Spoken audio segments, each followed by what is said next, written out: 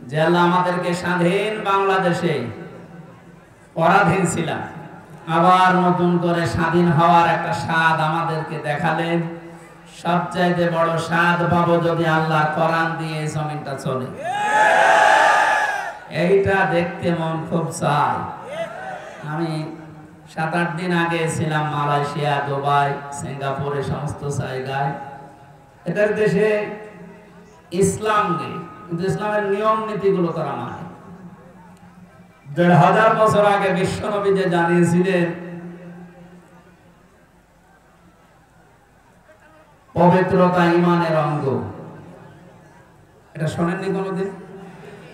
পাক পবিত্র থাকা এটা ঈমানের অঙ্গ। কোন কোন জায়গায় পেয়েছি এটা ঈমানের অর্ধেক। এই শব্দটা নিয়ে চিন্তা করেছিলাম, কিন্তু এত গুরুত্ব দিয়ে কথা বলার কারণ কি? সিঙ্গাপুরে যে দেখলাম এই হাদিসের বাস্তবতা চলছে। আমার সামনে একজন, তার ছেলে একটা ঠোঙা, এই যে চিপস মিষ্টি চকলেট মকলেট খাবার পর এটা ঠোঙা ফেলেছিল রাস্তায়। কোথায় ছিল পুলিশ জানি না, সঙ্গে সঙ্গে এসে এটা ফেলেছে কে? আমার ছেলে বোঝে না, এই জন্য না, রাস্তাঘাটে কিছু ফেলা যাবে না, যখন ফেলেছে জরিমানা দেওয়া লাগবে। ধরে নিয়ে গেল থানায়। কি পরিষ্কার পরিচ্ছন্ন, কি মানে জায়গাটা দেখলে মনে হচ্ছে। রাতের বেলা যে বাড়িতে ছিলাম বললাম, ভাই মশারি? কিসের মশারি? কোন মশা নেই দেশে। কত বড় পরিষ্কার থাকলে একটা মশা চোখে দেখা যায় না বলেন তো?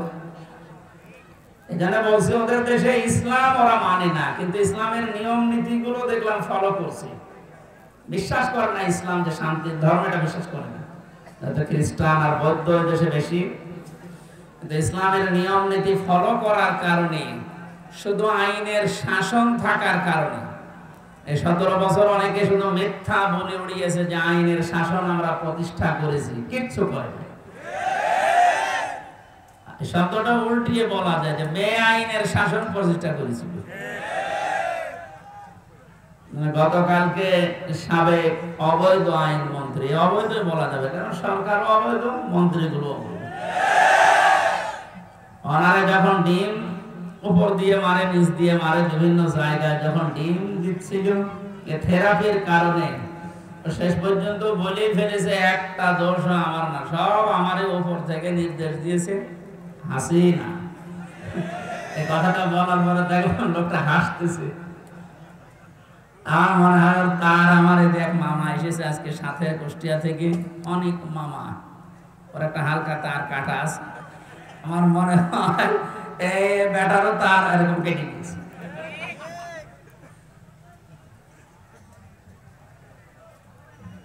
এখন যা যে যারে ধরছে একটু কিছু দিলে সব ধরছে বর্তাছে আল্লাহর উপরে।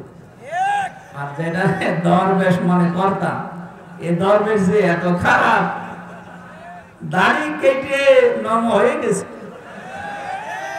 ওরে দেখলে পর্যন্ত শয়তান হাসে যে আল্লাহ তুমি আমার শয়তান বানিয়েছো। এটা তো আসল শয়তান ছিল।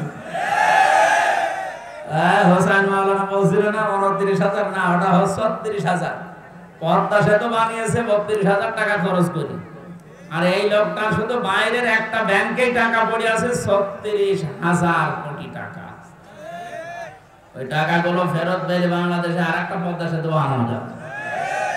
মালয়েশিয়ায় দেখলাম এই যে পেনাং থেকে এই আর একটা শহরে যাওয়ার সময় 2টা ব্রিজ পর পর, একটা মনে হয় 8 কিলোমিটার, একটা 17 কিলোমিটার। এই যে বিশাল বিশাল ব্রিজ তারা বানিয়েছে, বাংলাদেশেও সম্ভব, শুধু এই দরবেশদের টাকাগুলো বাইরে থেকে নিয়ে আসা দরকার। এই জন্য যারা দায়িত্বে আছেন আহ্বান জানাবো, এসব দরবেশ হোক আর ধরবেশ হোক, এদেরকে এভাবে বিভিন্ন জায়গা দিয়ে ডিম যখন দিচ্ছে দিয়ে কি বলবো, এগুলো নিয়ে এই টাকা পয়সা গুলো সব আমাদের দেশে নিয়ে আসেন, দেশ ইনশাল্লাহ দাঁড়িয়ে যাবে। আমরা পবিত্র পরিষ্কার পরিচ্ছন্ন হওয়ার কথা বলছিলাম। স্বাধীন দেশে যেহেতু এখন আছি, চর্মচোখে 52 বছর 53 বছর তো আমার বয়স না, আমার বয়স 32-33 বছর। এখানে যারা আছে এরকম বহু বয়সের মানুষ আছে। এ মানুষগুলো সহ আমরা দেখেছি এই 52 বছর বিভিন্ন মানুষে দেশটা চালিয়েছে, কিন্তু কাঙ্ক্ষিত মানের শান্তি আমরা এখনো পাইনি। এখন শুধু বাকি আছে যে কোরআন দিয়ে চললে কেমন দেখা যায় এটা দেখতে বাকি আছে। এটা আমরা দেখতে চাই কিনা? এটা এমনি এমনি হবে? কথা শেষ করব। এমনি এমনি শুধু দোয়া করে হবে? কাজ করা লাগবে না। সুতরাং কোরআন দিয়ে চালাবে যারা, এরকম মানুষগুলোকে আজ আমরা ওখানে পাঠাতে চাই আর দেখতে চাই চর্ম চোখে। আল্লাহ আমাদেরকে তুমি একটু দেখার তৌফিক দাও যে জমিনটা কোরআন দিয়ে চলছে। আলহামদুলিল্লাহি রাব্বিল মাশরিকাইন ওয়া রাব্বিল মাগরিবাইন আল্লাযী খালাকা কুল্লা শাইইন যাওজাইন ওয়া আওজাবা আলাইনা আল-ইহসানা বিল ওয়ালিদাইন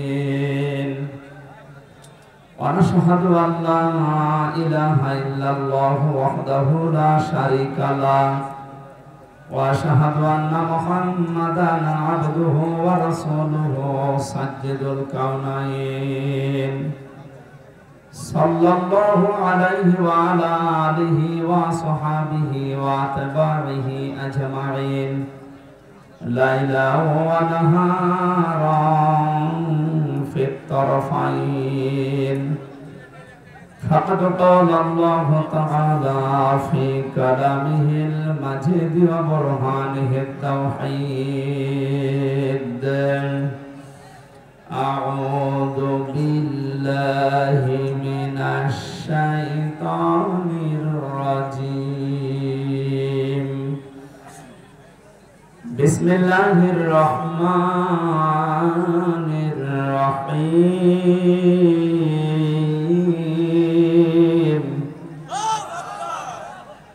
الذين يتبعون الرسول النبي الأمي الذي يجدونه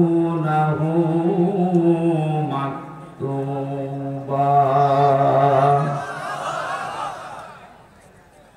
الذي يجدونه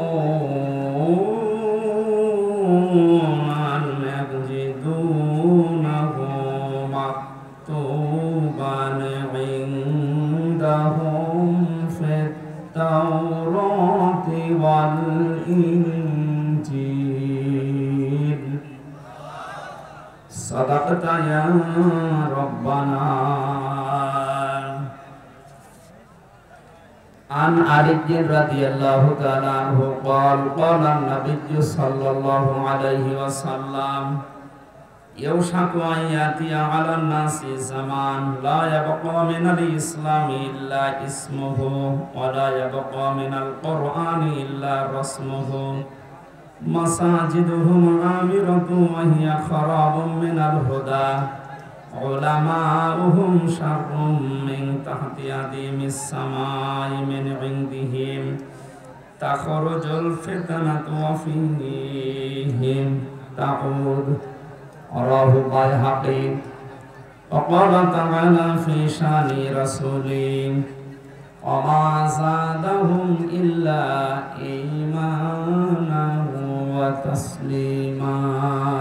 اللهم صل على محمد وآله وصحبه وبارك وسلم. الحمد لله.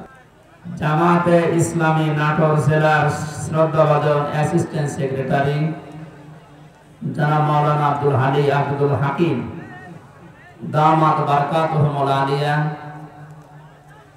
মাহফিলে বসা আছে সর্বজন শ্রদ্ধাভাজন ব্যক্তিত্ব, ইসলামী আন্দোলন বাংলাদেশ জামাত ইসলামী নাটোর জেলার সম্মানিত সভাপতি আমির, আমাদের একান্ত প্রিয় বড় ভাই ইসলামিক চিন্তাবিদ জনাব ডক্টর মীর নুরুল ইসলাম আতালাল্লাহু উমরাহু ওয়া বারাকাল্লাহু ফি হায়াতি, বলেন আমিন। এতক্ষণ যারা এখনো পর্যন্ত সময় দিতে পারি নাই, আমরা দুঃখিত আপনাদের এই এলোমেলো অবস্থার কারণে। কথা বলেছেন আমার আগে সাবেক চেয়ারম্যান দৌলদাসপুর উপজেলা জনাব মোহাম্মদ আব্দুল আজিজ ভাই, জনাব সিদ্দিকুর রহমান সেক্রেটারি বাংলাদেশ জামাত ইসলামী বড়াইগ্রাম থানা, জনাব আব্দুল মান্নান মোল্লা সদস্য 4 নম্বর ইউনিয়ন নগর ইউনিয়ন পরিষদ। এরপরে যারা আলেম আছেন এখানে আলেমদের হায়াতে তাজ্জেবা সিহাতে কুল্লিয়া কামনা করছি, সকলে বলেন আমিন। সামনে বসা মুসলমান ভাইরা, পর্দার আড়ালে সম্মানিতা মা এবং বোনেরা, প্রাণপ্রিয় নাটোরবাসী, আব্দুল আজিজ ভাই বলছিলেন না যে 17 বছর কথা বলার অভ্যাস নেই, সব ভুলে গেছি। আমাদের অবস্থাও তাই। ওনারা তো তাও দিনের পর দিন একটু বাইরে থাকা, পালিয়ে থাকার সুযোগ পেয়েছে, আর আমরা এমন জায়গায় ছিলাম কথা বলা তো দূরের কথা, হা করাও যেত না, এমন জায়গায় রেখেছিলাম।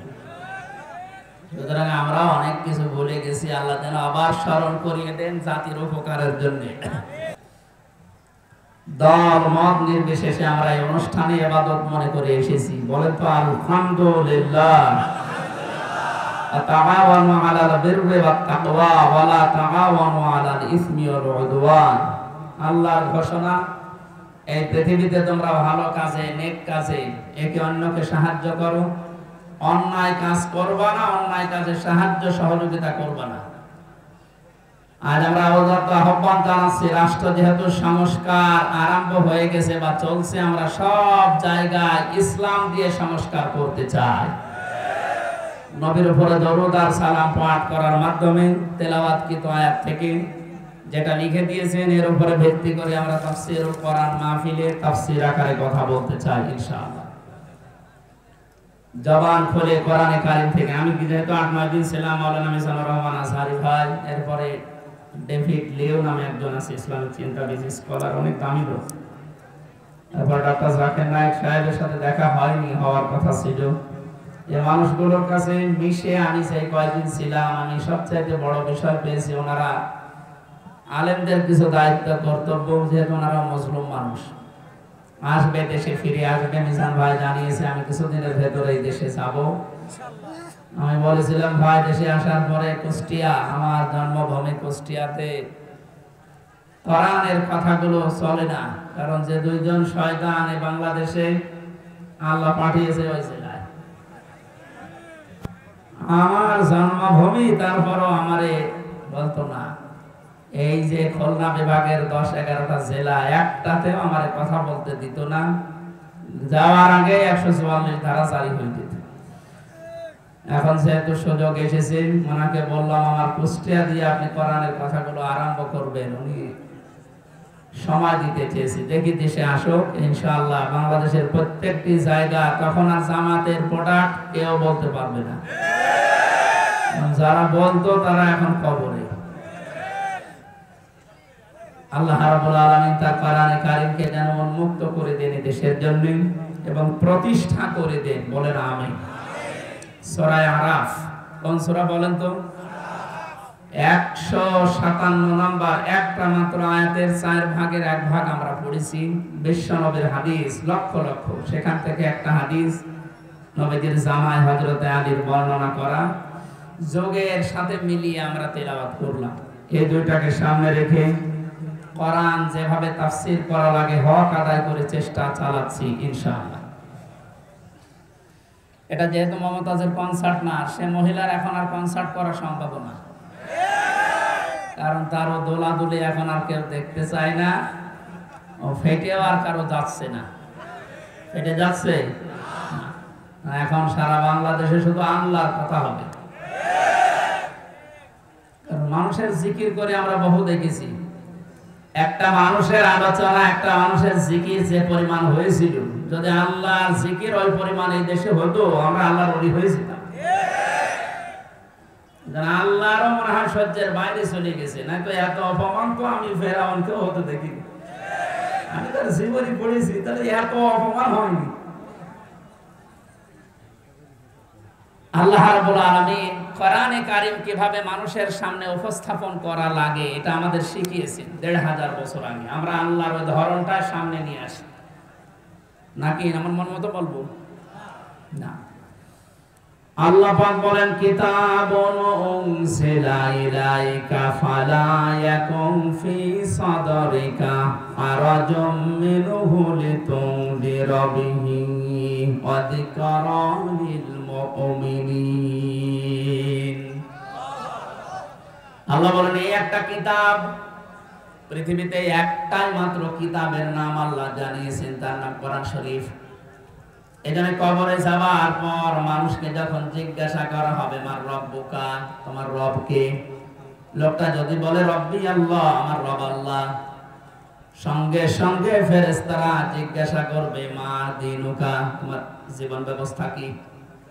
লোকটা যদি বলে দিনুন আল ইসলাম, সঙ্গে সঙ্গে ফেরেশতা বলবে মান হাযার রাজুল, এই লোকটা কে ছিল। লোকটা যদি বলেও ফেলে হাযা নাবিয়ুনা মুহাম্মাদুর রাসূলুল্লাহ সাল্লাল্লাহু আলাইহি সাল্লাম, সঙ্গে সঙ্গে ফেরেশতারা আরেকটা বলবে এই কথাগুলো তুমি পেয়েছো কোথায়। কথা বুঝতেছেন? আপনি পৃথিবীর কোন বইয়ের নাম, কিতাবের নাম বললে ফেরেশতারা কিন্তু ওগুলো চিনবে না। আপনাকে সঙ্গে সঙ্গে জবাব দিতে হলে বলা লাগবে আমি কোরআনে পেয়েছি, কারণ ফেরেশতারা এই একটা কিতাব চেনে। আল্লাহ জানে কিতাব দিয়েছেন, এই একটা কিতাব এমন দামি কিতাব, এটা আল্লাহর পক্ষ থেকে এই পৃথিবীতে আল্লাহ নিজে পাঠিয়েছেন। নবীজি এই কিতাবুন শব্দটার ব্যাখ্যা করতে গিয়ে হাদিসে জানিয়েছেন মানিত্তাবাআল হুদা বিগাইরিল কোরআন আদাল্লাহুল্লাহ। তিরমিজি শরীফের হাদিস। এখানে ডিস্টার্ব হচ্ছে, বাতাস লাগবে না, অ্যাক্টিভ হয়ে শুনবেন। আমি কিন্তু প্রশ্ন করব, এটা ক্লাস চলছে না? ক্লাসের পরে যে প্রশ্ন করা হয় আমি কিন্তু সামারাইজ করে প্রশ্ন দেব। আপনাদের সাথে শুনতে এসেছেন না? আল্লাহর নবীর এই কথার ভেতর থেকে দুইটা শিক্ষা আমি পেয়েছি।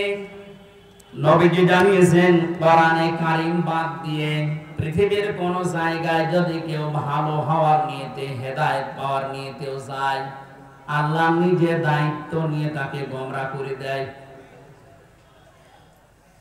আর কথার অর্থ বোঝেন?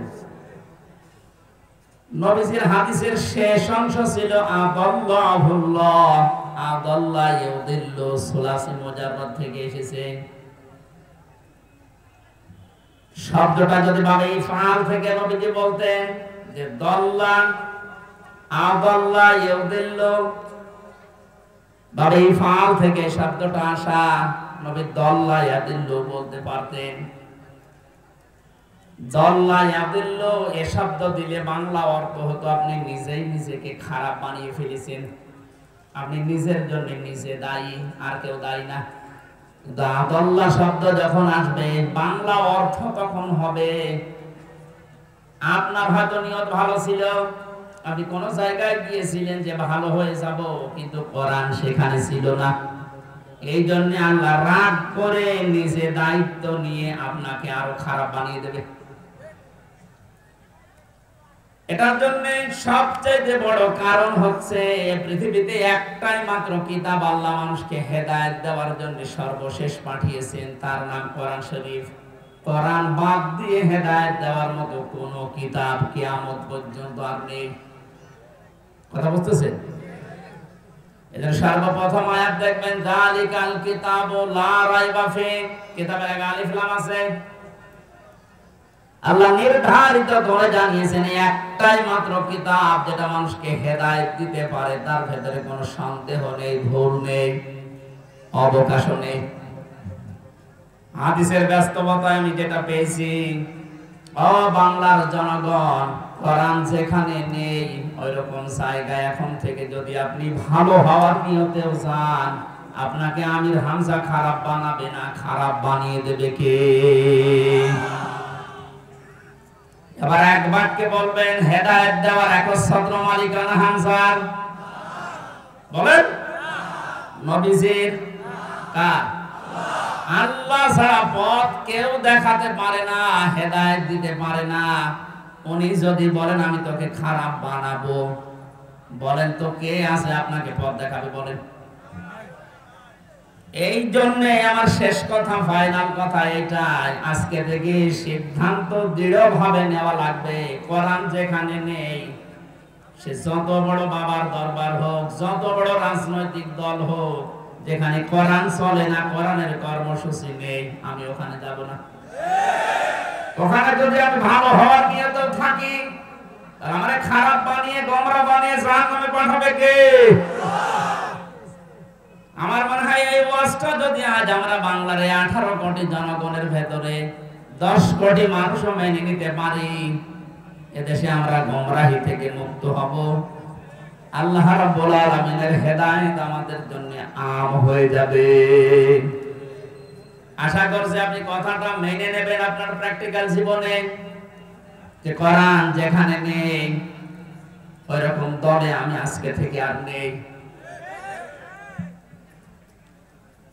এটা শুধু সামিয়ানার নিচ পর্যন্ত শেষ,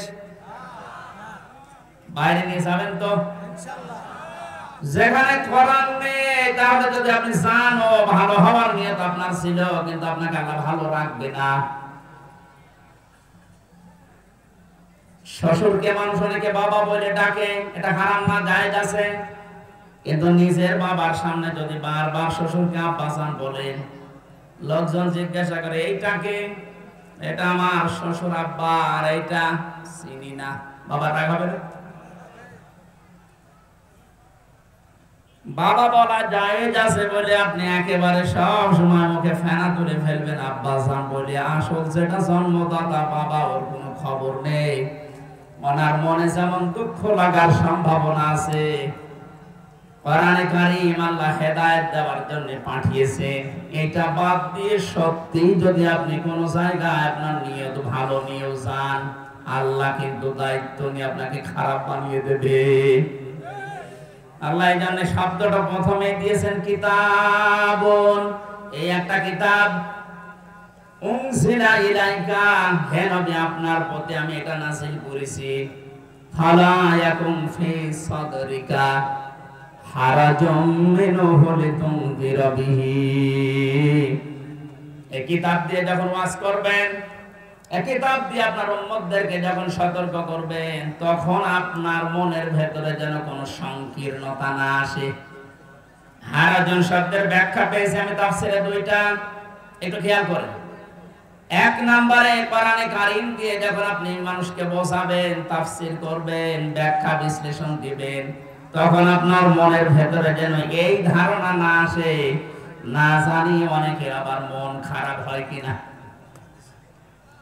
এরকম মানুষের দেশে ছিল না, কোরআন দিয়েই বলতো, কিন্তু কেটে যেত, চেপে যেত, গোপন করতো, মনে মনে ভাবতো সব যদি কোরআনের কথা ওপেন ভাবে খোলাখুলি বলি, সবার মন পাওয়া যাবে না, অনেকে আমার উপর মন খারাপ করবে। এই জন্য নবীজিকে আল্লাহ প্রথমে এই শব্দ দিয়ে জানিয়েছেন, আপনি যখন কোরআন প্রচার করতে যাবেন, তখন আপনার মনের ভেতরে যেন কোনো সংকীর্ণতা কাজ না করে, যে কে কি বলল। দুই নম্বরে, আবহমান কাল থেকে অনেক নিয়ম নীতি ইসলাম মনে করে মানুষ পালন করে আসছে। আপনি যখন কোরআনে কারীমের কথাগুলো সঠিকভাবে তুলে ধরবেন, ওইগুলো টিকবে না, এমনি কেটে যাবে। তখন হয়তো অনেকের মন খারাপ হবে, আপনি সবার মন তো পাবেন না। এই জন্য আপনাকে বলছি, কে কি মনে করবে বলবে, কারো দিকে তাকাবেন না। আপনার মনও যেন ছোট না হয়, সংকীর্ণ না হয়। সঠিক কথাগুলো তুলে ধরার দায়িত্ব আপনার, আর হেদায়েত দেওয়ার দায়িত্ব আমি আল্লাহর। যিকরালিল মুমিনিন, কোরআন শরীফ আমি আল্লাহ দিয়েছি মুমিনদের জন্য, এটা উপদেশ। এই আয়াতটা সামনে রেখে আজকে আমরা তেলাওয়াতকৃত আয়াতের তাফসীর করব ইনশাআল্লাহ। এবার বলি আমরা, আউযু বিল্লাহি মিনাশ শাইতানির রাজীম, বিসমিল্লাহির রহমানির রহিম। আল্লাযীনা ইয়াত্তাবিউনার রাসূলান নাবিয়্যাল উম্মিয়্যাল্লাযী ইয়াজিদুনাহু মাকতুবা। সাল্লাল্লাহু আলাইহি ওয়াসাল্লাম। কোন সূরা বলেন তো? আরাফ। আরাফ মানে মানে প্রাচীর। আরাফ মানে কি? বিভিন্ন অর্থ আছে। আরাফের অন্যতম অর্থ হচ্ছে আরাফ মানে প্রাচীর। কিয়ামতের দিন আল্লাহ জান্নাত জাহান্নামের মাঝে একটা প্রাচীর দাঁড় করাবে। কিছু মানুষকে আল্লাহ ওই জায়গায় বসাবে, জান্নাতেও দেবে না জাহান্নামেও দেবে না, ওখানে স্টিল তারা বসে থাকবে, দাঁড়িয়ে থাকবে। খেয়াল করে এদিকে এত নড়াচড়া, কি সমস্যা? কি এদিকে আসার দরকার নেই। দেখেন তো কি বলে, দেখেন না, উনি তো বলে হয়েছে, ঠিক আছে না। আপনি যদি আমল করতে না পারেন তাহলে আসার দরকার নেই। নামকরণ বলছে, তাফসীর করার জন্য 13টা জিনিস সামনে রাখা লাগে। আমরা উসুলে তাফসীরের যে নিয়ম পড়েছি, এখানে কত আলেম বসে আছে দেখতে পাচ্ছেন না? নাকি ফাটা যায় একজনকে লাগিয়ে দেব? সাফা করলে কি ইবাদত থাকবে? এটা কষ্ট হচ্ছে গরমে আমাদের, তারপর যেহেতু এটা ইবাদত, এই কারণে আমরা বসে আছি কিছু নেওয়ার জন্য, নাকি? আরাফ কি নাম বললাম? এটা একটা প্রাচীর, জান্নাত জাহান্নামের মাঝে আল্লাহ রাখবেন। নামকরণের ভেতরে আমি তাফসীরে তাবারি থেকে বলছি এটা। নবীজি বলেন সাহাবীরা, এখানে আল্লাহ যাদেরকে বসাবেন এদেরকে জান্নাতেও দেবে না জাহান্নামেও দেবে না, একেবারে স্টিল। প্রশ্ন করলেন সাহাবী, হে নবী, এদেরকে আল্লাহ জান্নাতে দিচ্ছে না কারণ কি? বিশ্বনবী জানিয়েছেন এই মানুষগুলোকে আল্লাহ জান্নাতে দেবে না তার অন্যতম কারণ এরা মা বাবার সাথে খারাপ আচরণ করত। এরা নামাজ পড়েছে, রোজা রেখেছে, ভালো ভালো কাজের আঞ্জাম দুনিয়ায় দিয়েছে, দান সাদকা এদের সব ছিল, শুধু একটা বিষয় পারিবারিক জীবনে মা বাবার সাথে এদের ভালো ব্যবহার ছিল না। এজন্য কোরআনে কারিমে আল্লাহ জানিয়েছেন, ক্বাদা রাব্বুকা আল্লা তা'বুদু ইল্লা ইয়্যাহু ওয়া বিল ওয়ালিদাইনি ইহসানা। আমি আল্লাহ রায় দিয়েছি। রায় দিচ্ছেন কে? আমি আল্লাহ রায় দিয়েছি, ফয়সালা করেছি, সিদ্ধান্ত নিয়ে ফেলেছি যে আমি আল্লাহ ছাড়া কারো ইবাদত করা যাবে না, আর মা বাবা যাদের আছে তাদের সাথে ভালো ব্যবহার করা লাগবে।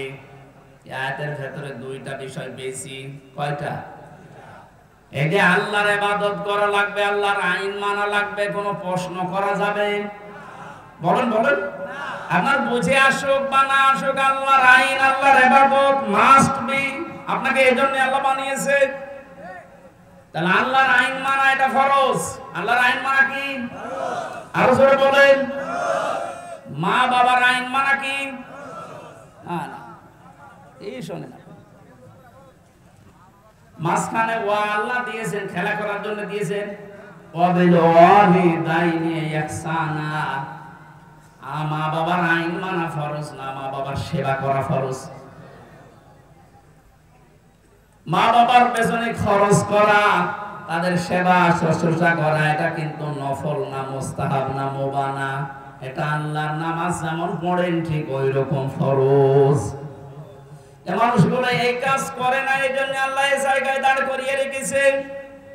সাহাবী বলেন, হে নবী, এদেরকে আল্লাহ জাহান্নামে দেয় না কেন? তাহলে বিশ্বনবী বলেন, সাহাবীরা এই মানুষগুলো দিন কায়েমের জন্য দুনিয়ায় আন্দোলন করেছে, চেষ্টা চালিয়েছে, এই কারণে জাহান্নামে দেয় না।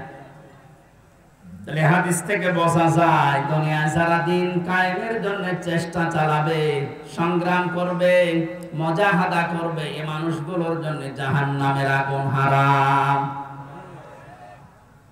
আমরা জাহান্নামে যেতে চাই না, কারণ যারা আমরা ইসলাম এই পৃথিবীতে দাঁড় করানোর জন্য, কায়েম করার জন্য চেষ্টা চালিয়ে যাচ্ছি, খাদেম হিসাবে, কামলা হিসাবে, আমাদেরকে আল্লাহ জাহান্নামে দেবেন, আপনি বিশ্বাস করতে পারেন।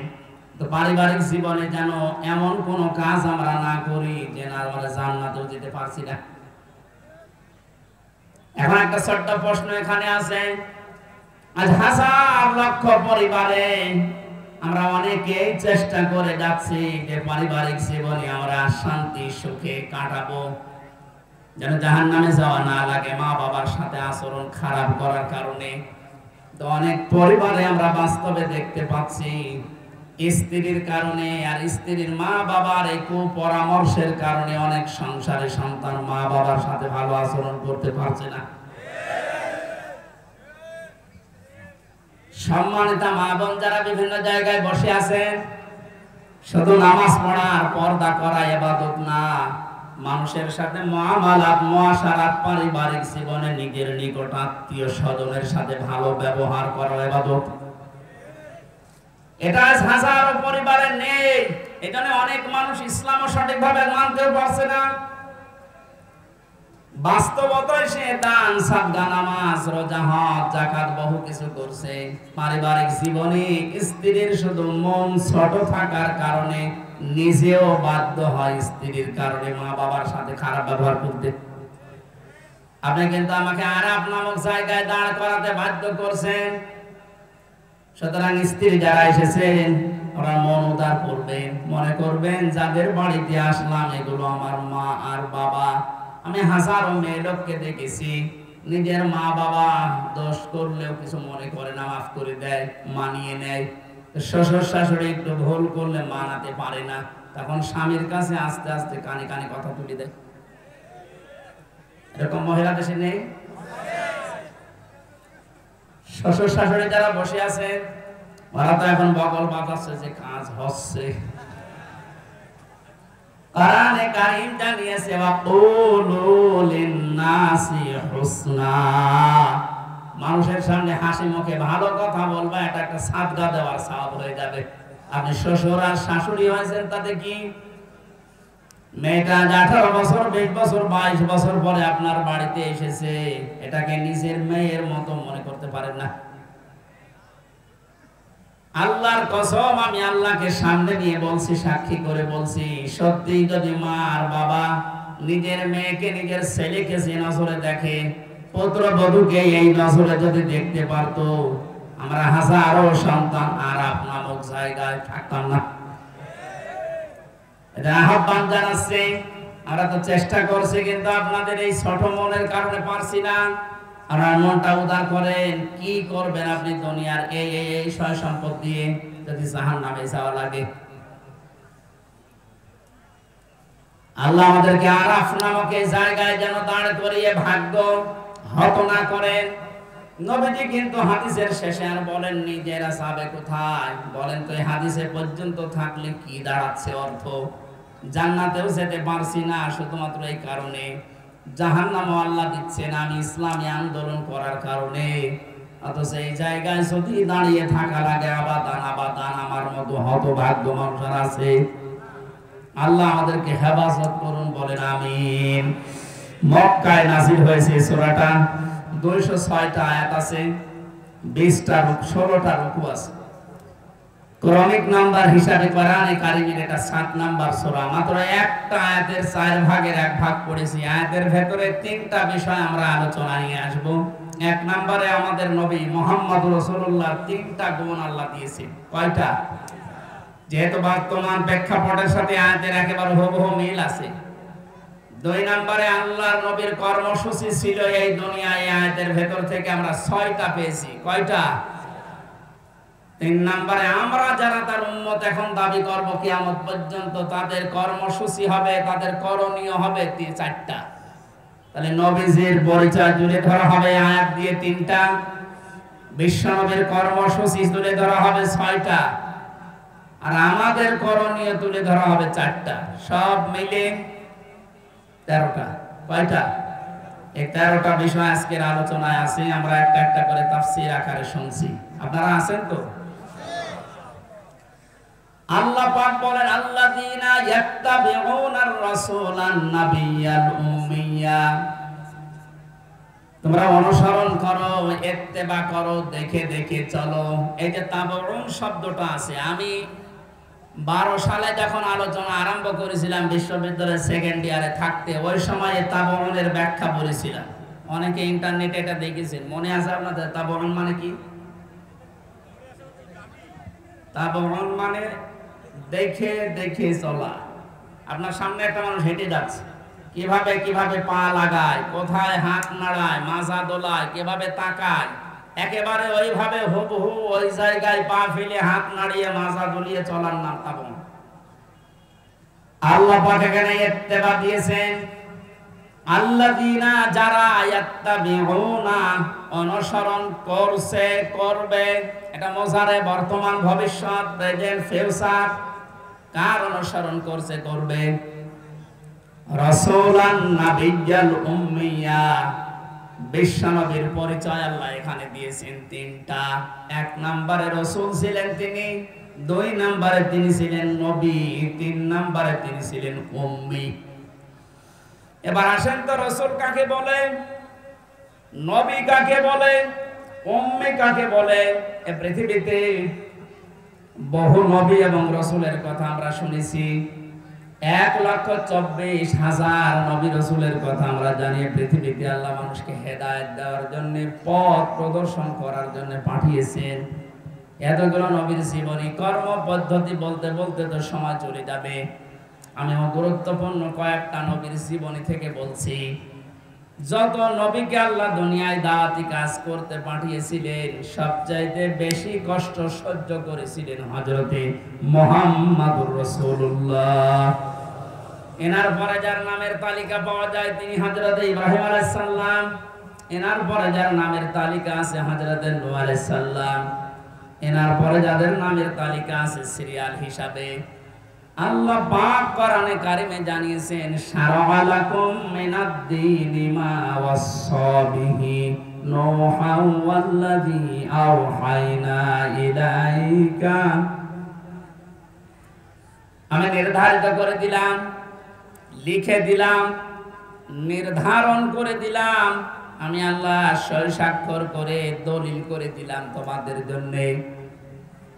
নূহ আলাইহিস সালামকে, ইব্রাহিম আলাইহিস সালামকে, ঈসা আলাইহিস সালামকে, এই সমস্ত মুসা আলাইহিস সালাম, এই বড় বড় নবীদের নামগুলো দিতে দিতে আল্লাহ জানিয়েছেন, হে নবী, এই প্রত্যেকটা নবীকে কিন্তু আমি আল্লাহ জানিয়েছিলাম আনাকিমুদ্দিন, তোমরা দিন কায়েম করো।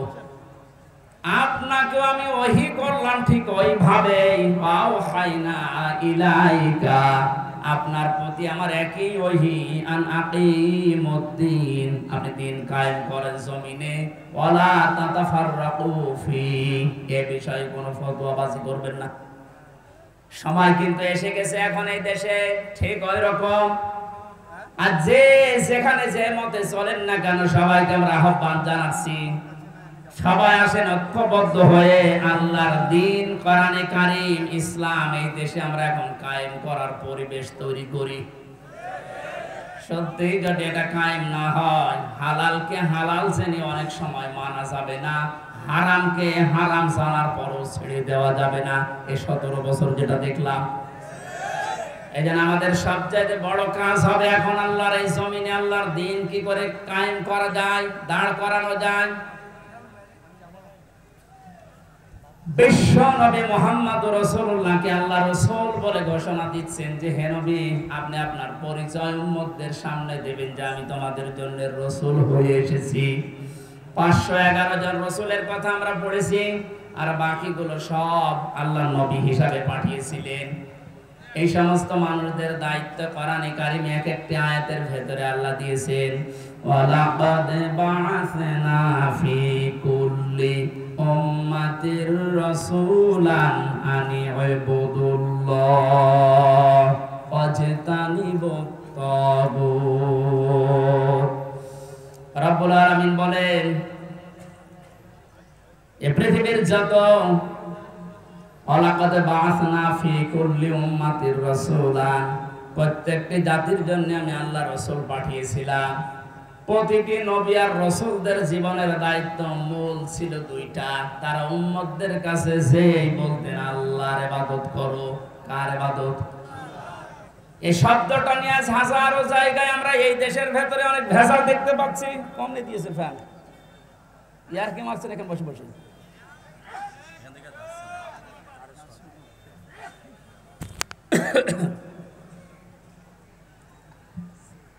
এই যে ইবাদত, এই শব্দটা ব্যাপক অর্থবোধক একটা শব্দ।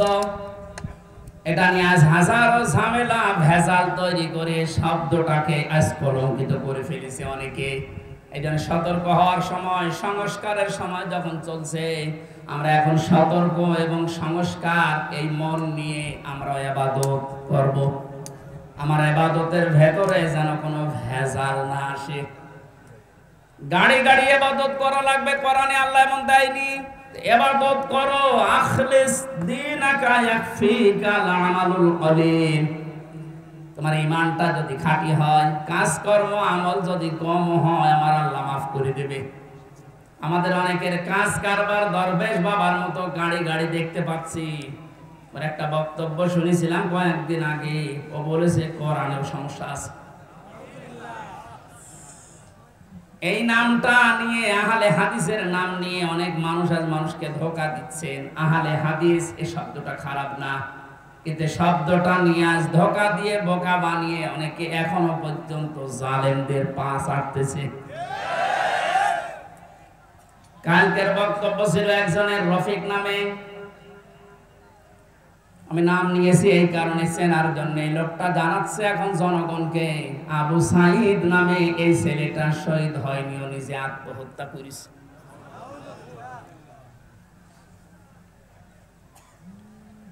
বিশ্বনবী কোরআন হাদিসের ভেতরে তিনি স্পষ্টভাবে জানিয়েছেন, কেউ যদি দেওয়াল চাপা পড়ে মারা যায় সে শহীদের মর্যাদা পায়, পানিতে ডুবে মারা যায় শহীদের মর্যাদা পায়। এ কথা কি নতুন শুনছেন? বলেন।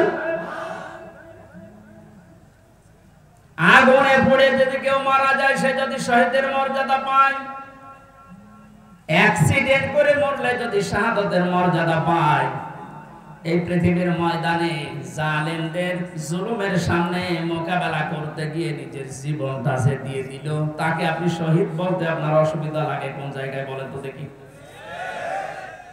এবার আমাদের দুইটা নোটিশ বলছে, যেহেতু এই শব্দটা শুনে আজ 2 দিন ধরে অনেক জালেমের দোসর যারা, তারা এখনো পর্যন্ত অপপ্রচার চালাচ্ছে এদের বিরুদ্ধে। এই জন্য দুইটা নোটিশ বলছি। সূরা বাকারার 154 নম্বর আয়াত, 2 নাম্বার পারা, 2 নাম্বার পৃষ্ঠা, 12 নাম্বার 13 নাম্বার লাইনে আছে, ভালো করে মিলাবেন। আল্লাহ পাক বলেন, আলা তাকুলু লিমান ইয়াকতালু ফি সাবিলিল্লাহি আমওয়াত বাল আহয়াউ ওয়ালাকিন লা তাশউরুন। আপনি হয়তো এভাবে এতদিন চিন্তা করেননি, যেভাবে আমি বলছি মিলিয়ে দেখেন। আল্লাহ বলেন, ওয়ালা তাকুলু, হে পৃথিবীর লোকেরা, কেউ এ কথা মুখ দিয়ে বলবা না। কথা বলে মানুষ কি দিয়ে? বলো না কেন? এজন্য মুখের উপর আল্লাহ নোটিশ দিয়েছেন, কেউ এ কথা বলবা না। একজন দুইজন না, কেউ বলবা না, বহু বচন। লিমান ইয়াকতালু ফি সাবিলিল্লাহি আমওয়াত, আমি আল্লাহর জন্য, মানবতার জন্য যারা জীবন দিয়ে গেল, এই মানুষ মরে গেছে, এই কথা বলবা না। বাল আহয়াউন, বরং তারা জীবিত। ওয়ালাকিন লা তাশউরুন, কিন্তু তোমরা টের পাও না। এটা তো মুখের উপর আল্লাহ দিলেন, মানুষ মুখের পরে অন্তরেও ধারণা করতে পারে। ধারণা করা কি দিয়ে? অন্তর দিয়ে মানুষ যেন ধারণাও না করে যে তারা শহীদ হয়নি, তারা এমনি মারা গেছে, কথা যেন ধারণাও না করে। সূরা আলে ইমরান 4 নম্বর পারার 11 নম্বর পৃষ্ঠা 9 নম্বর লাইনের 159 নম্বর আয়াতে 69 নম্বর আয়াতে জানিয়েছেন, ওয়ালা তাহসাবান্নাল্লাযীনা কুতিলু ফি সাবিলিল্লাহি আমওয়াতা বাল আহয়াউন ইনদা রাব্বিহিম ইরযাকুন। খুব খেয়াল করেন, অন্তর দিয়েও কেউ যেন ধারণা না করে যারা মারা গেছে। আল্লাহ পাক বলেন, ধারণাও কোনোদিন করবে না যে মরে গেছে না। কারণ জীবন জালেমের সামনে নিজের জীবন দিয়ে দেওয়া তো সহজ কথা না। ওরা কিন্তু জীবিত আছে, ওরা জিন্দা। ইনদা রাব্বিহিম ইরযাকুন, তারা তাদের রবের কাছে রিজিক পাচ্ছে। সুতরাং আবু সাইদ রংপুরের এই ছেলেটা জালেমের সামনে দাঁড়িয়ে জীবনটা দিয়ে শাহাদাতের মরণ পেয়েছে। এটা কোনোদিন আপনি মুখ দিয়ে যেন না বলেন যে লোকটা মরে গেছে, ধারণাও না করে যে মরে গেছে না, ও শহীদ হয়েছে। কি হয়েছে? স্বাধীনভাবে কথা বলতে পারতাম না। পাশের জেলায় বাড়ি আমার, নাটোর, কুষ্টিয়া। এখানে দাওয়াত খেতে এসেছিলাম বিয়ের, তারপর আমার ঢুকতে দেয়নি। কোথায় ছিলাম আপনি টের পেয়েছেন? স্বাধীনতা পরাধীনতা কি আমরা 17 বছর টের পেয়েছি। স্বাধীনভাবে চলাফেরা করার, বাক স্বাধীনতা ফিরিয়ে দেওয়ার জন্য যে মানুষগুলো জীবন দিয়েছে, মাস্ট বি 100 ভাগ আমি বিশ্বাস করি ওরা সব শাহাদতের মর্যাদা পেয়েছে। এমনকি জালেমের জুলুমের শিকার হয়ে আয়না ঘরেও বহু মানুষ জীবন দিয়েছে, জেলখানার ভেতরে জীবন দিয়েছে। এমনকি কোরআনের পাখিকে অনেকে বলছে উনি স্বাভাবিকভাবে মারা গেছে। না, আমি পাশের জেলে ছিলাম, উনি 1 নম্বরে, আমি 4 নম্বরে। আল্লামার সাথে আমার একদিন দেখা হয়েছিল মাত্র 10 মিনিটের জন্য। উনি এমনি মারা যায়নি, ওনাকে মেরে ফেলা হয়েছে। তার বাস্তব প্রমাণ ওনার মুখের হাসিটা। এখন ভিডিও বের হচ্ছে, জেলার আর সুপারের আত্মীয়রা তারা পরিচয় দিয়ে বলছে ওনাকে জোর করে সই করিয়ে বলেছে আপনি সই করেন, আপনাকে মুক্ত করে দেওয়া হবে নির্বাহী আদেশে। এই কথা বলে বের করে নিয়ে গেছে। উনি তো খুশি আনন্দ যে আমি পরিবারের কাছে ফিরে যাচ্ছি।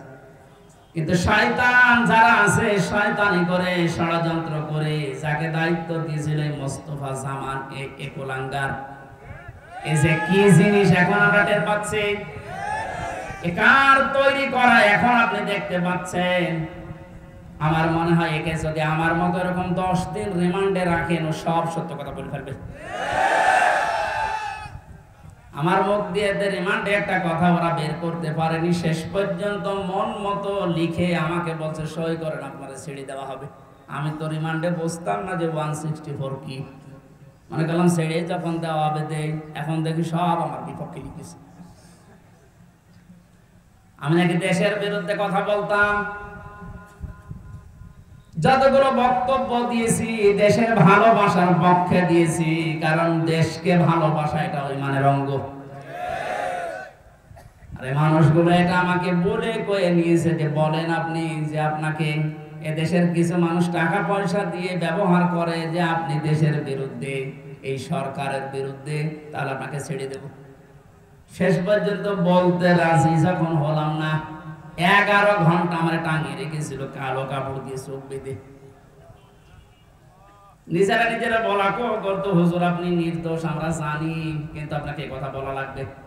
পেছনে হাত হ্যান্ডকাপ দিয়ে বেঁধে, কালো কাপড় দিয়ে চোখ বেঁধে 11 ঘন্টা এক জায়গায় আমার নামাজও পড়তে দেয়নি। 4 ওয়াক্ত জোহর, আসর, মাগরিব, এসা আমি সব ইশারায় পড়েছি।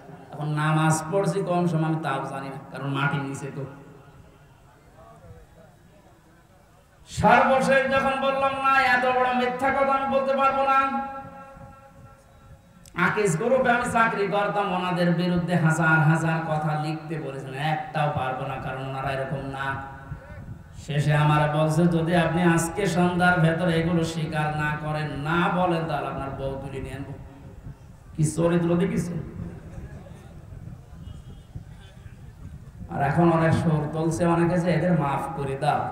এই জালেমদের মাফ করা মানে মাশরুমের উপরে অভিশাপ।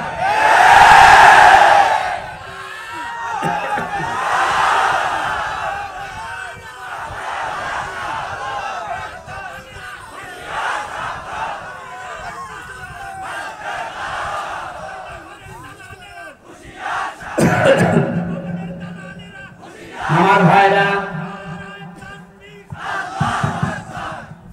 আপনি আমান আজমের জীবন ফিরিয়ে দিতে পারবেন?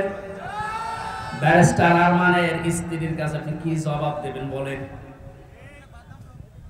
কোথায় পৌঁছিয়েছেন তার জীবনটা? কি ট্যালেন্টেড সন্তান ছিল মীর কাসেম আলীর। আমি জেলখানায় থাকতে এক কারারক্ষী এসে আমার কুতুবউদ্দিনের বাড়ি, রাজবাড়ি, রাত 12টার পরে যখন ডিউটি হয়েছে এসে বলছে হুজুর একটা গোপন কথা বলি, কাউকে যেন বলেন না, এখানে তাহলে আমার সমস্যা হবে। কি হয়েছে বলে, আমি যেদিন দায়িত্বে ছিলাম মীর কাসেম আলীর, যেদিন ফাঁসি হবে লোকটাকে যে বললাম স্যার আর সময় নেই, মাত্র 3 ঘন্টা আছে, আপনি প্রস্তুতি নেন।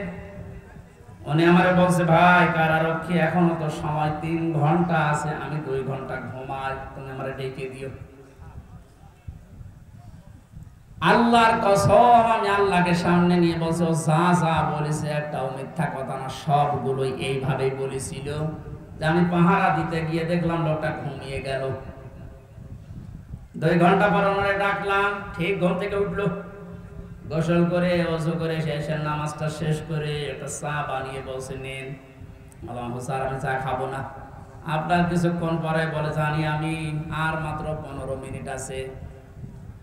জল্লাদ শাহজাহান এসে গেছে, ডাক দিয়ে নিয়ে যাচ্ছে, বলেন চলেন। উনি আমারে বলছিল, ভাই আমির হামজা, আপনাকে আমি বলি, আমিও তো মানুষ, উনিও মানুষ, মাত্র 3 ঘন্টা ধরে পর ফাঁসি, তার 2 ঘন্টা ঘুম আসলো কি? এই লোকটার সন্তান ব্যারিস্টার আরমান, উনি কিন্তু ওই সময় জানে যে তার ছেলে গুম হয়ে আছে, মরে গেছে না বেঁচে আছে তাও জানে না। বাংলাদেশ না, বিশ্বের ভেতরে যদি আমার মনে হয় 100 জন মানুষ থাকে যে মানুষকে কর্মসংস্থান তৈরি করে দেয়, তার ভেতরে মীর কাসেমের একজন। কত কিছু দুনিয়ায় তার ছড়িয়ে আছে, আপনি হিসাব করতে পারবেন কি? হামজার মতো সে, তার স্ত্রী সন্তান কোথায় আছে সে কিচ্ছু জানে না।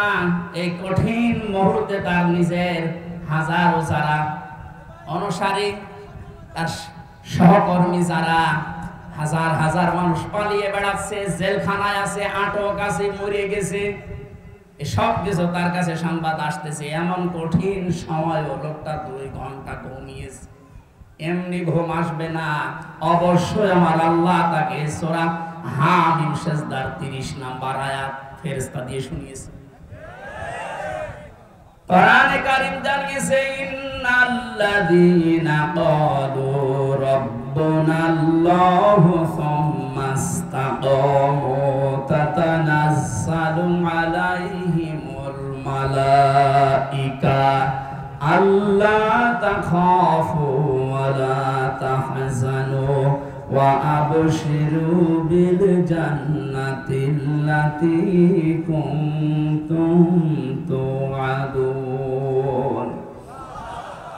আল্লাহ পাক বলেন, যারা এই কথা বলে যে আল্লাহ তুমি আমাদের রব, আমি ঠিকই আছি এই কথার উপরে, আল্লাহর সঙ্গে সঙ্গে তার বিপদে আপদে পড়লে ফেরেশতা নাজিল করবে। এই জন্য তাতানাজ্জালু দিয়েছেন আল্লাহ, 1 জন 2 জন পাঠায় না, মালাইকা বহু বছর হাজারো ফেরেশতা তার জন্য আল্লাহ পাঠিয়ে সান্ত্বনা দেয়। আল্লাহ তাখাফু ওয়া লা তাহজানু, কোনো ভয় নেই, কোনো চিন্তা নেই। ওয়া আবশিরু বিল জান্নাহ, ওই জান্নাতের সুসংবাদ গ্রহণ করো, আল্লাতী কুনতুম তুআদুন, যার ওয়াদা আল্লাহ করেছে। আমার মনে হয় ঠিক মীর কাসেম আলী শহীদ, উনি আল্লাহর ফেরেশতাদের দ্বারা শুনতে পেয়েছিলেন, সন্তান ব্যারিস্টার আরমানের জন্য চিন্তা নেই, হাজার হাজার সহকর্মীর জন্য চিন্তা নেই, ওগুলো আল্লাহ সব দেখবে, তুমি জান্নাতে প্রবেশ করো। তাছাড়া কি করে ঘুম এসেছে আমার তো বিশ্বাস হয় না, আমিও তো ছিলাম, আমার তো ঘুম আসতো না, রাতের পরে রাত আমি বিনা ঘুমে কাটিয়েছি। ঘুম আসে না, কি করবো, 2-3টা ঘুমের বড়ি খেয়েও ঘুম আসে না। অথচ লোকটার 2 ঘন্টা 2.5 ঘন্টা পরে ফাঁসি, আর বলছে আমি 2 ঘন্টা ঘুমিয়ে নেই। আপনি কি চাঁতা মনে করেন এটা? এই লোকটার সন্তান ব্যারিস্টার আরমান 8টা বছর তার স্ত্রী জানতো না যে লোকটা মেসি আছে না মারা গেছে।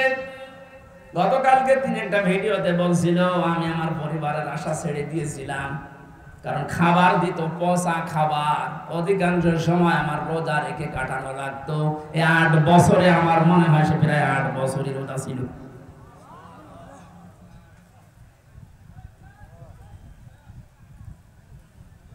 কোথায় পৌঁছিয়েছে তারা এই মানুষগুলো? আর উল্টা পাল্টা এখনো পর্যন্ত অনেক জালেমের দোসররা ধারণা করে যাচ্ছে যে কি করেছে, যে আমাদের দেশ থেকে তাড়িয়ে দিল। কি করেছেন আপনি টের পাচ্ছেন না? আপনি যদি কিছু না করেন, আপনার শুধু আইনা ঘরের কারণে ফাঁসি হওয়া দরকার। মানবতার সাথে যেটা কত বড় মারাত্মক অপরাধ, আপনি টের পাচ্ছেন না এখনো? যারা ছিল তাদেরকে একটু জিজ্ঞাসা করেন। ব্যারিস্টার ব্রিগেডিয়ার আমান আজমি ভাই শেষ পর্যন্ত এই কান্না জড়িত কণ্ঠে বলেছে যে আমি সূর্যের আলো কি এই 10-12 বছর দেখি নাই। এদিকে 1.5 হাত, ওদিকে 1.5 হাত। আমার যে মাটির নিচে ছিলাম ওখানে তাও তো এদিকে 3.5 হাত, এদিকে 2.5 হাত ছিল, আর ওনারটা আরো ছোট। এরপরও জালেমদের পক্ষে আপনি সাফাই গান, জালেমদের পক্ষে কথা বলেন। আপনি মানুষ, আপনারও বিবেক মরে গেছে। মজলুম অবস্থায় এখনো আছে, এখনো পর্যন্ত অসুস্থ, আমার শরীর এখনো স্বাভাবিক হয়নি, এখনো মুসাফির অবস্থায় আছে। দোয়া করছে আল্লাহ কিয়ামতের আগে কোন জালেম যেন এই দেশে আর ফিরে আসতে না পারে। আমরা যারা আছি এই দেশে এখন, আমাদের আলেমদের উচিত হবে নবীরা, রাসূলরা তাদের যে পরিচয়গুলো আল্লাহ তুলে ধরেছিলেন, নবীর কাজ কি, রাসূলের কাজ কি, এই পরিচয়গুলো আমরা এখন জনগণের সামনে তুলে ধরবো। তাদের কর্মসূচি 6টা। কয়টা? আল-হাল্লু লাহুমুত তাজ্জিবাত, তারা হালাল করত পবিত্র জিনিস। আজ বাংলাদেশে হালাল করা লাগবে পবিত্র জিনিসগুলো, আর হারাম করত তারা অবৈধ জিনিসগুলো। বাংলাদেশে এখন প্রত্যেকটা সেক্টরে এখনো পর্যন্ত হারাম জিনিস জিয়ে রাখা হয়েছে। এদিকে তাকান, যারা দায়িত্বে আছেন, অন্তর্বর্তীকালীন সরকার থেকে শুরু করে যারা এখন দায়িত্বে আছেন, এই মুহূর্তে আপনাদের সিদ্ধান্ত নেওয়া লাগবে এই জালেমদের সহযোগী যতগুলো ছিল প্রত্যেককেই ইমিডিয়েটলি এখনই ওদেরকে বহিষ্কার করা লাগবে। এটা সংস্কার যেহেতু চলছে, নবীদের কর্মসূচি 6টা ছিল, তার 2য় নম্বর এটা হালালকে হালাল বলে বৈধ জায়গায় দিয়ে দেন। এই 17 বছর যারা বৈধ চাকরিতে উন্নতি পায়নি তাদের কাজ উন্নতির ওই জায়গায় দেওয়া লাগবে, আর যারা অবৈধ ভাবে আন্দাজে চেয়ারের পর চেয়ার পেয়েছে তাদেরকে নিচে নামানো লাগবে। ইসলামী ব্যাংক থেকে শুরু করে বাংলাদেশের যত ব্যাংকিং ব্যবস্থা, বিচার ব্যবস্থা, প্রশাসন, ব্যবসা, প্রত্যেকটি দিক আর বিভাগে যেহেতু সংস্কার আরম্ভ হয়েছে, এই সংস্কার ইমিডিয়েটলি কয়েকদিনের ভেতরেই করা লাগবে। এখনো পর্যন্ত এই হারামখোর যারা, এদের এই অভ্যাস এখনো যাবে না। বলেন না হুজুর দোয়া করেন। নূহ নবীর চাইতে কি আমি বড় হয়ে গেছি? নূহ নবী দোয়া করেছিলেন না? কি বলেছিলেন? লা তাযারা আলাল আরদি মিনাল কাফিরিনা দাজ্জারা ইন্নাকা ইন তাযারহুম ইউদিল্লু ইবাদাকা ওয়া লা ইয়ালিদু ইল্লা ফাজিরান কাফারা। আল্লাহ বহু চেষ্টা করেছে এদের পেছনে, 950 বছর দাওয়াত দিয়েছি। এদের যে চরিত্র, এদের আন্ডা বাচ্চা পর্যন্ত যেন জমিনে একটাও না থাকে, কারণ যেটা থাকবে ওর পেট থেকে যেটা আসবে ওইটা হবে হারাম। এজন্য জুলুমের পুনরাবৃত্তি আমরা আর দেখতে চাই না। এটা মারাত্মক একটা অপরাধ, সবচাইতে বড় অপরাধ এই গুম। এটা মানুষকে আপনি মেরে ফেলতে পারতেন, সংবাদ দিতেন যে লোকটা মারা গেছে। দেরাওয়ার ভাইয়ের সন্তানের সাথে নাটোরে যা করেছে, আপনি কি জবাব দেবেন বলেন তো? মেরে লোকটাকে ঘরের ভেতরে আপনি আটকিয়ে রাখলেন, পরের দিন জানতে পেরেছে জনগণ, এটাও মোবাইল ট্যাগ করে অনেক জায়গায় মরে পড়ে আছে। এই বিশ্বাসঘাতক এই জালেমকে যদি এখন নাটোরবাসী মাফ করে দেয়, তো কি জবাব দেবেন আপনি আল্লাহর কাছে আর দেলাওয়ারের কাছে? বলেন, আপনার ছেলেটা যদি হয়তো আপনি টের পেতেন। আমি একটু টের পেয়েছি, তাই আমার মুখ দিয়ে বরদোয়া চলে আসছে। আমার মেয়েটা আমাকে আজ পর্যন্ত চেনে না।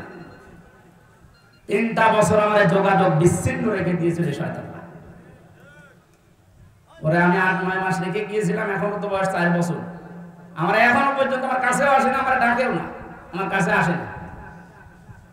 কারণ মনে করো বিভিন্ন হুজুর আসতো, ওইরকম একজন হুজুর।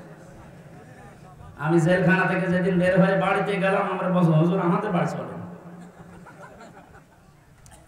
আপনি হাসতেছেন, আমার মনের ভেতরে কত দুঃখ জানেন। আমার নিজের মেয়ে আমার চেনে না। যে জালেমদের কারণে, জুলুমের শিকার হওয়ার কারণে ওদের কেউ যেন ওদের বংশধর না আছে, মাফ করে দেন। মা বাপ মেয়ে জায়গায় থাকলে আপনার মুখ দিয়ে মাপ বের হতো না। কিসের মাপ? সংস্কার যখন চলছে, নবীদের কর্মসূচি 6টা, এই 6টার ভেতরে 1 নম্বরে এইটা যে হালাল জিনিসকে হালাল জায়গায় নিয়ে এসে বৈধতা দান করে। সুতরাং এই মুহূর্তে বাংলাদেশের সবচাইতে বড় কাজ হবে, যারা এতদিন পর্যন্ত জুলুমের শিকার হয়ে ওই জায়গায় যেতে পারেনি, ব্যাংকিং ব্যবস্থা বলেন, বিচার ব্যবস্থা বলেন, প্রশাসন বলেন, ব্যবসা বলেন, আজ ওদেরকে ওই জায়গাগুলো পৌঁছিয়ে দেওয়া লাগবে। আর হারাম কাজ যেগুলো হারাম হিসাবে হারাম ঘোষণা দেওয়া লাগবে। হারাম এ দেশে নেই, এই কথা বলেন না কেন? বহু অবৈধ জিনিস অলরেডি বন্ধ হয়ে গেছে, সামনে আরো বন্ধ হবে ইনশাআল্লাহ। কোরআনে কারীম থেকে বার বলছে, আল্লাহ রাব্বুল আলামিন জানিয়েছেন, হে পৃথিবীর মানুষেরা, 3 নাম্বার নবীদের কাজ ছিল সৎ কাজে আদেশ করবে, তারা অসৎ কাজে বাধা দেবে। আজ বাংলাদেশ জামাতে ইসলামীর সর্বোচ্চ দায়িত্বে যিনি আছেন ডাক্তার শফিকুর রহমানের দিকে আপনি তাকান। 4টা দিন এই লোকটার সাথে আমি এক ঘরে ছিলাম, কাশিমপুর কারাগারে। এটা মানুষ বলা যায় না, আমার মনে এটা ফেরেশতা। তার যে ঈমান কোন পর্দায় আপনি তার সাথে না মিশলে বুঝবেন না। মনে করছেন জামাত ইসলাম, না, কিসের জামাত? সে জামাতের ঊর্ধ্বে। লোকটাকে আমি একদিন বলছি, স্যার আমি তো 3 বছর আছি, আমিও যোগাযোগ বিচ্ছিন্ন, ওইভাবে বলতে পারি না, আমার দেয় না। আমার আর মাওলানা মামুনুল হকের মোবাইল দিত না, অন্য সবাইকে দেয়, আমাদের দেয় না।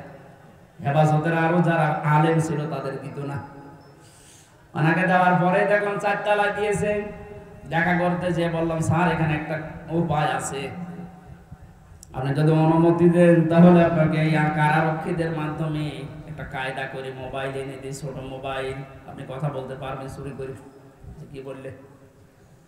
কার সাথে কথা বলবো? অথচ তার ছেলেটাও পাশের ছেলে আছে, তার ছেলেও ডাক্তার, পাশের এক বিল্ডিং পরে তার ছেলে জেল খাটতেছে। কি হিন্দাল সার্কিয়া, কি শয়তানি নাম, উল্টোপাল্টা নাম দিয়ে বানানো। তার স্ত্রী অসুস্থ হয়ে পড়ে আছে, সে যে একটু খবর নেওয়ার জন্য, না কার সাথে কথা বলবো, আমার বলছে, হামজা আমি সবাইকে, আমার দল সহ সবাইকে আমি আল্লাহর কাছে দিয়ে এসেছি। এই কঠিন মুহূর্তে এই কথা মুখ দিয়ে বের হওয়া, আমি মনে করছি আর কি, আপনি জায়গা মতো জানতো ওনার মুখ দিয়ে কথা বের হয় কিনা। 5 তারিখের পর থেকে এই লোকটার যে উদ্যোগ দেখতে পাচ্ছি, আজ আমরা সারা বাংলাদেশ সহ যে অ্যাক্টিভিটিস, যে কাজগুলো, সৎ কাজের আদেশ, অসৎ কাজে বাধা দেওয়ার জন্য যে ভূমিকাগুলো পালন করছে, আমার মনে হয় এভাবে যদি আল্লাহ চালায়, কিছুদিনের ভেতরে ওরাইতান না সায়াদখুলুনা ফি দীনিল্লাহি আফওয়াজা, এটা আমরা দেখতে পাবো। এখন অলরেডি শুরু হয়ে গেছে। আল্লাহর দ্বীনের ভেতরে মানুষ এখন দলে দলে বালে বালে প্রবেশ করছে, তাদের অন্তত বিবেক একটু জাগ্রত আছে। বহু শিক্ষিত মানুষ, আমি কথা বলি তো মাঝে মাঝে, দেখি না বলছে আর কি করব, জীবনটা নষ্ট করে ফেলেছে জালেমের কথা শুনে, বাকি জীবনটা অন্তত ইসলামের কাছে দিয়ে আখিরাতটা তৈরি করি।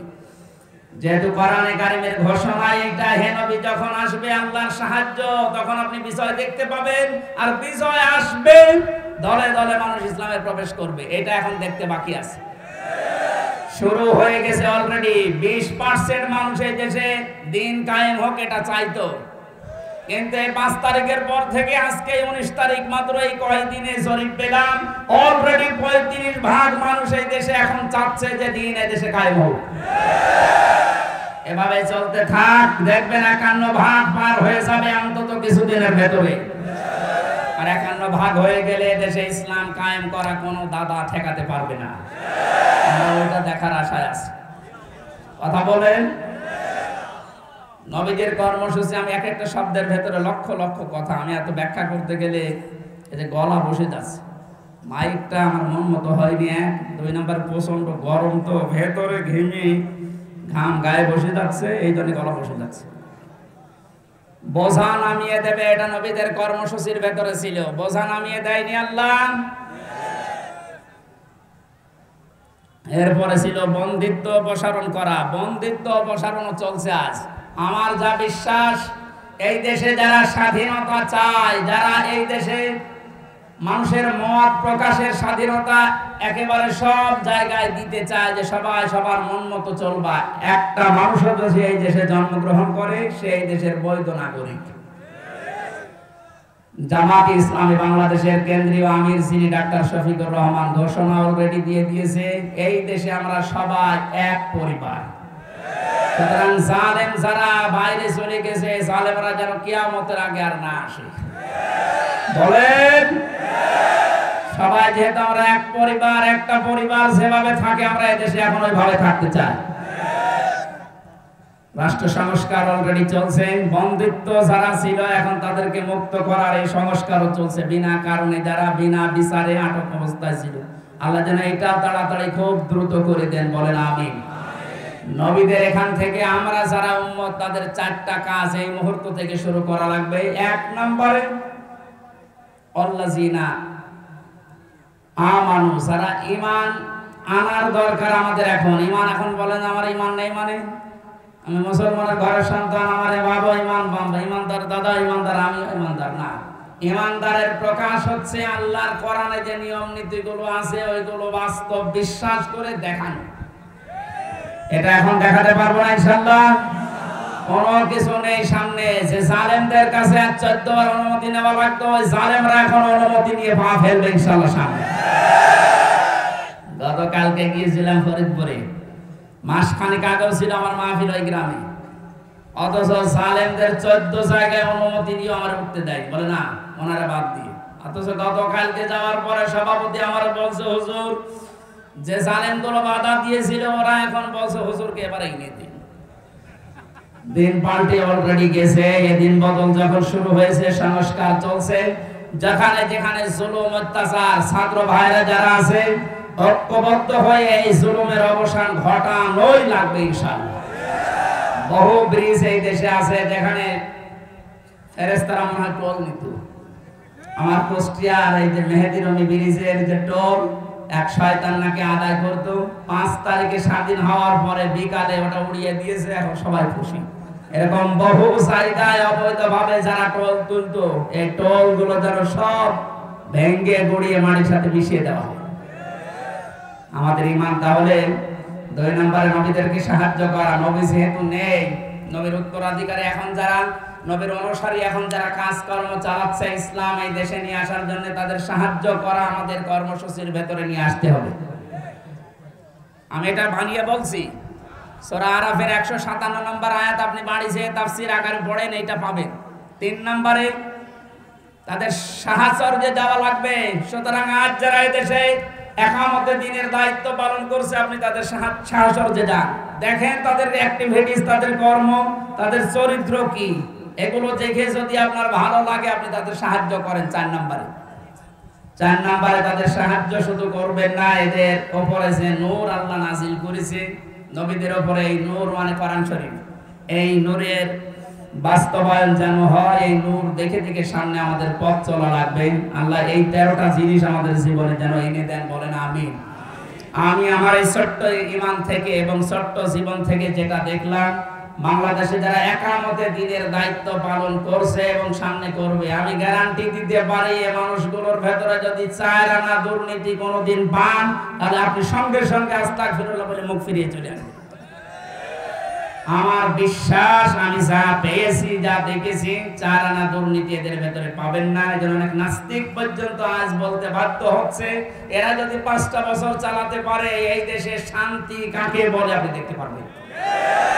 আল্লাহ তুমি তোমার কোরআনে কারিমে এই দেশে কায়েম করে দাও, এটা আমরা দেখতে চাই। আল্লাহুম্মা আমিন। লা ইলাহা ইল্লা আনতা সুবহানাক ইন্নী কুনতু মিনাজ জালিমিন। রব্বানা যালামনা আনফুসানা ওয়া ইল্লাম তাগফির লানা ওয়া তারহামনা লানাকুনান্না মিনাল খাসিরিন। রব্বুল আলামিন, সারা জীবন অপরাধ করে জীবনটা নষ্ট করে ফেলেছি। হাত উঠায় কথা বলবো ভয় করে, লজ্জা করে। যেহেতু তুমি স্বাধীনতা আমাদের এনে দিয়েছো, এই দেশটা তুমি মুক্ত ভাবে কথা বলার পরিবেশ দিয়েছো, আল্লাহ তাআলা তোমার আইনগুলো এই দেশে মুক্ত করে দাও। চর্ম চোখে যেন দেখতে পারি তোমার কোরআন এই দেশটা চলছে।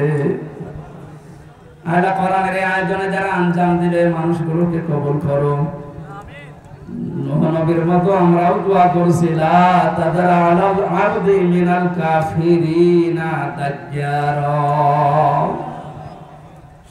শহীদ আল্লামা দেলাওয়ার হোসেন সাঈদী সহ যত মানুষ দিনের জন্য তোমাকে রব বলে টিকে থাকার জন্য ফাঁসির দড়ি গলায় নিয়ে শহীদ হয়ে জীবনটা দিয়ে গেল, আল্লাহ তাদের শাহাদাতের সর্বোচ্চ মাকাম দান করো।